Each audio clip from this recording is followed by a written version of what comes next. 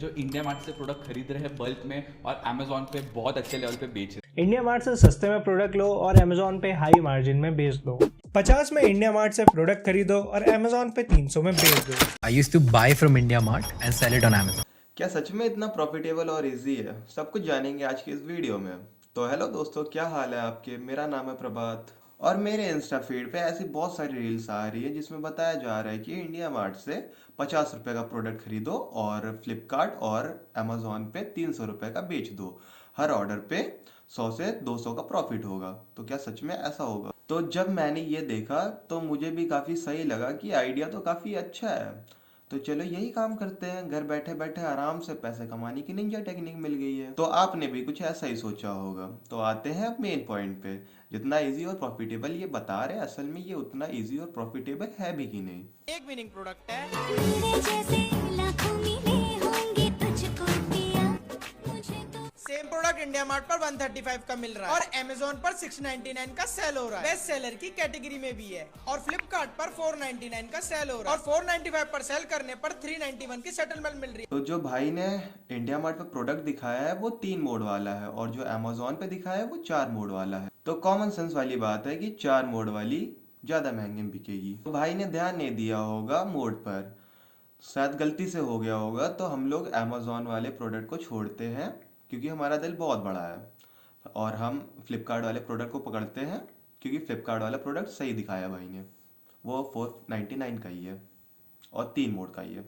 आओ profit calculate करते हैं। इंडिया मार्ट से हमने 135 के लिए दिल्ली की होलसेल मार्केट से 100 से 120 रुपए में मिल जाएगा। फ्लिपकार्ट पर 495 पर सेल करने पर 391 की सेटलमेंट मिल रही थी। कमीशन खर्चे वगैरह काट कर टोटल एक्सपेंस बना 192। प्रॉफिट कैलकुलेशन बैंक सेटलमेंट से हम सारे एक्सपेंसेस माइनस कर दे तो हमारा 1 यूनिट का प्रॉफिट निकलता है 199 रुपए पर डे। अगर हम 20 यूनिट भी सेल करते हैं तो 4000 रुपीज का प्रॉफिट अर्न कर सकते हैं। मंथली अगर हम 500 यूनिट सेल कर दे तो 99,500 रुपीज का प्रॉफिट बना सकते हैं। तो जब हम लोग एक एक चीज देखते हैं कि सामने वाला कैलकुलेट करके बता रहा है तो लोग आसानी से भरोसा कर लेते हैं कि सामने वाला सही बता रहा होगा। तो लोग इतनी आसानी से क्यों भरोसा कर लेते हैं? क्योंकि हम लोग को नॉलेज नहीं होती उस चीज के बारे में, इसलिए आसानी से हम लोग भरोसा कर लेते हैं। तो चलो देखते हैं क्या मिसिंग है और क्या गलत है इसमें। इनके कैलकुलेशन को साइड में रखते हैं, हम अपना नया कैलकुलेशन करते हैं ऑफिशियल डेटा से। दिल्ली मार्केट को छोड़ते हैं क्योंकि सब लोग दिल्ली मार्केट से नहीं ले सकते हैं, क्योंकि कोई बहुत दूर रहता है, कोई बहुत पास में। जो पास वाले होंगे वो तो ले लेंगे, दूर वाले नहीं ले पाएंगे, इसीलिए हम लोग दिल्ली मार्केट को छोड़ रहे हैं। हम इंडिया मार्ट के बारे में बात करेंगे इधर। तो सबसे पहले जो प्रोडक्ट हमें जितने का दिख रहा है इंडिया मार्ट पे, हमें उससे ज़्यादा का पड़ेगा। क्यों पड़ेगा? क्योंकि ये तो उनका सेलिंग प्राइस है ना। तो आप जो भी सामान खरीदेंगे उसको आप घर पे लेके आएंगे तभी तो उसको बेचेंगे। तो घर तक के लाने के तो पैसे लगेंगे। अब वो चाहे आप खुद जाओ लेने या फिर होम डिलीवरी करवाओ, दोनों में आपके पैसे लगेंगे। तो अगर आप खुद जा रहे हैं लेने के लिए तो आप अपने अकॉर्डिंग जितना भी आपका खर्चा है आप कैलकुलेट कर सकते हैं। और हम लोग इस वीडियो में होम डिलीवरी की बात करेंगे कि कितना पैसा खर्च होगा। होम डिलीवरी कराने में कितने पैसे लगेंगे तो डिपेंड करता है कि आप कौन सा कुरियर पार्टनर यूज़ कर रहे हैं। तो सबका अलग अलग चार्ज होता है वेट के अकॉर्डिंग।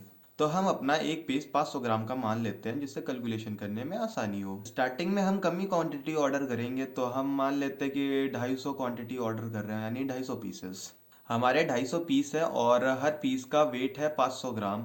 तो इस हिसाब से हमारा 125 केजी का आइटम हो जाएगा, मतलब टोटल हमारा 125 केजी का हो जाएगा। और हमारा डिलीवरी चार्ज 2 से 4 हज़ार रुपये लग जाएगा, सबसे चीप वाला यही है। तो 2 से 4 हज़ार हम 3 हज़ार मान लेते हैं, ठीक है। हमारे एक प्रोडक्ट पे 12 रुपये का डिलीवरी चार्ज लगेगा और हमारा एक प्रोडक्ट हमें 135 रुपये का पड़ रहा है। तो इसके अंदर हम लोग 12 रुपये ऐड कर देते हैं तो हमारा जो है 147 रुपये का एक प्रोडक्ट हमें पड़ेगा, यानी एक पीस हमें 147 रुपये का पड़ेगा। और ये भी चीज़ ज़्यादातर वीडियो में मिसिंग होती है कि प्रोडक्ट लाने का भी डिलीवरी चार्ज लगेगा। तो ये लोग बताते ही नहीं है, डायरेक्ट बता देते हैं कि इंडिया मार्ट पे इतने का है, घर पे लेके आओ उतने में बेच दो। कोई भी डिलीवरी चार्ज ऐड नहीं करता और ज़्यादातर वीडियो में ये मिसिंग होता है। तो फ्लिपकार्ट का फर्स्ट चार्ज फिक्स्ड फ़ी के नाम से है। स्टार्टिंग में आप ब्रोंस वाले ही होंगे और नॉन एफबीएफ का मतलब है कि जो भी ऑर्डर आएगा आप खुद से पैक करेंगे और खुद के शिपमेंट से आप जो भी आपका कस्टमर है उसके यहाँ ऑर्डर पहुँचाएंगे। और एफबीएफ का मतलब है फुलफिल्ड बाय फ्लिपकार्ट। इसमें क्या होता है, जो भी आपका प्रोडक्ट है वो आप फ्लिपकार्ट की वेयर हाउस में भिजवा देंगे, फिर जो भी ऑर्डर आएगा वो लोग खुद ही पैक करके खुद के शिपमेंट से भेज देंगे। आपका ऑर्डर आपके कस्टमर के पास। इसका जो प्राइस होगा वो 61 रुपीज़ है। यही सबसे बढ़िया ऑप्शन है कि आप अपना प्रोडक्ट फ्लिपकार्ट की वेयर हाउस में भिजवा दो, जो भी ऑर्डर आए वो लोग खुद ही पैक करके खुद के शिपमेंट से भेज देंगे। इसमें जो चार्जेस लगेंगे 61 का चार्ज लगेगा, और रिकमेंडेड भी यही रहता है क्योंकि इससे ऑर्डर जल्दी पहुंच जाता है। तो जो भी आप अपना प्रोडक्ट फ्लिपकार्ट के वेयर हाउस में भिजवाएंगे उस पर भी आपको डिलीवरी चार्ज देना पड़ेगा। तो डिलीवरी चार्ज बचाने के लिए तो जो आप सेलर से प्रोडक्ट खरीद रहे हैं उसको डायरेक्ट आप फ्लिपकार्ट की वेयर हाउस में भिजवा दें। इससे आपका एक साइड का डिलीवरी चार्ज बच जाएगा देने का। ठीक है, उतना एक ही डिलीवरी चार्ज में दोनों काम हो जाएंगे। और जब आप फ्लिपकार्ट का वेयर हाउस यूज़ करेंगे तो उसका भी रेंट लगेगा, और कितना रेंट लगेगा मुझे नहीं पता। अगर आपको पता है तो आप कमेंट में बता सकते हैं। तो अब आते हैं फ्लिपकार्ट के सेकेंड नंबर चार्ज पे। तो पैकेजिंग मिला के आपका प्रोडक्ट 500 ग्राम के ऊपर हो जाएगा, और जैसे आपका प्रोडक्ट 500 ग्राम के ऊपर हो जाएगा तो उस पर डिलीवरी चार्ज लगेगा। तो 3 टाइप के डिलीवरी चार्ज लगेंगे। तो वो चार्ट में आप देख लीजिए। तो हम एक एवरेज मान लेते हैं 15 रुपये का, हर ऑर्डर पे 15 रुपये का डिलीवरी चार्ज मान लेते हैं। तो तीसरा चार्ज है फ्लिपकार्ट का कमीशन। फ्लिपकार्ट हर प्रोडक्ट पर कमीशन लेता है 4.5% का। तो हम अपना प्रोडक्ट जो है 495 रुपये का बेचेंगे, तो उस हिसाब से 4.5% होगा 22 पॉइंट कुछ। तो लास्ट फी है कलेक्शन फ़ी। अगर आपका प्रोडक्ट प्रीपेड है तो आपको 2% का कलेक्शन फ़ी देना पड़ेगा, और अगर आपका प्रोडक्ट पोस्ट पेड है और 750 रुपये से कम का है तो आपको 15 रुपये कलेक्शन फ़ी देना पड़ेगा, और अगर 750 से ज़्यादा का है तो आपको 2% का कलेक्शन फ़ी देना पड़ेगा।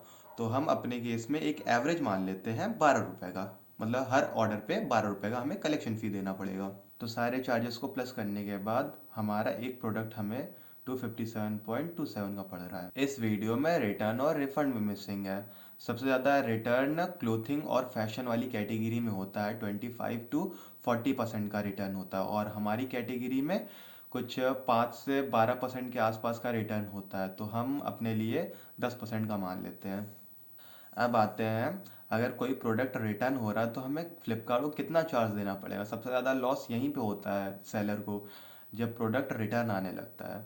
तो अगर रिटर्न आ रहा है प्रोडक्ट तो हमें शिपिंग चार्ज देना पड़ेगा दोनों साइड का, ले जाने का और ले आने का, दोनों का चार्ज देना पड़ेगा, और कलेक्शन फ़ी देनी पड़ेगी और फिक्स्ड फ़ी देना पड़ेगा। तो कलेक्शन फ़ी कितने की है? कलेक्शन फ़ी वही है, हमने 12 रुपये माना था, तो ठीक है कलेक्शन फ़ी हमने 12 रुपये ले लिया, और रिवर्स मतलब दोनों साइड का कितना डिलीवरी चार्ज, मतलब 15 रुपये का ले जाने का, 15 रुपये ले आने का, 30 रुपये इधर मान लिया।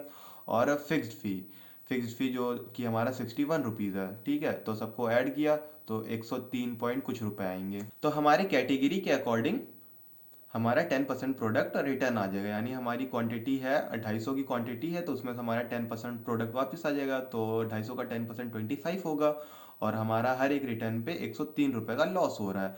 तो 25 मल्टीप्लाइड बाई 103, तो जिसका आ गया 2575 रुपये।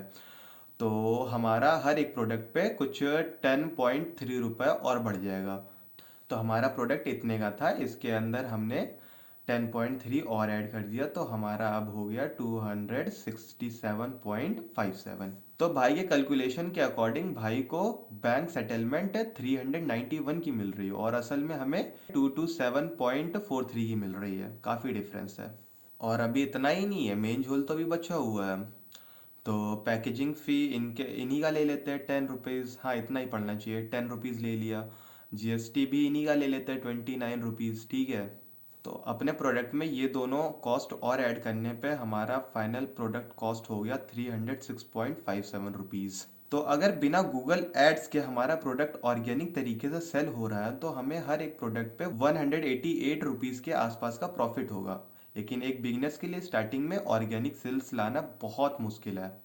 अब कुछ लोग यहीं पर वीडियो छोड़े चले जाएंगे, लेकिन आप मत जाना, क्योंकि अभी मेन बात बताना बचा हुआ है। भाई ने बताया हर एक प्रोडक्ट पर ऐड कॉस्ट 18 रुपये का आएगा, बट डेटा के अकॉर्डिंग इससे ज़्यादा का आएगा। कितना ज़्यादा आएगा मैं बता रहा हूँ। अब मान लीजिए आपकी ऐड पे 100 क्लिक्स हुए हैं, तो जो कन्वर्जन रेट है वो 1 से 2% का है। अब इसका क्या मतलब ये है कि अगर आपके प्रोडक्ट पे 100 लोगों ने क्लिक किया है तो उसमें से खाली 1 से 2 लोग ही आपका प्रोडक्ट खरीदेंगे। तो यार बढ़िया तो है, 100 में से 2 लोग खरीद लेंगे प्रोडक्ट, इसमें प्रॉब्लम क्या है। तो प्रॉब्लम ये है कि एक क्लिक का एवरेज प्राइस 5 से 10 रुपए होता है। हमारे ऐड पे 100 क्लिक हो गए और हर एक क्लिक का अगर हम 5 रुपए भी मान ले तो 5 मल्टीप्लाइड बाई 100 तो कितना हो जाएगा 500 रुपए। ठीक है, और 100 क्लिक में से कितने लोग हमारा प्रोडक्ट खरीदेंगे? खाली 2 लोग खरीदेंगे। तो 500 डिवाइड बाई 2 तो कितना आया 250 रुपये। यानी हमें हर एक ऑर्डर के सेल पर 250 रुपये खर्चा करना पड़ेगा और ये एवरेज प्राइस है 5 से 10 रुपए का। अगर इससे कम रखेंगे हम लोग अपना प्राइस ऐड का, मान लीजिए 2 रुपए रख दिया, तो हमारी ऐड को प्रियोरिटी कम दी जाएगी और अगर प्रियोरिटी कम दी जाएगी तो जो सेल्स आ रही है ना वो भी नहीं आएगी। तो अब हमारे एक प्रोडक्ट की क्या कॉस्ट हो गई? 306 plus 250 is equals to 556 rupees.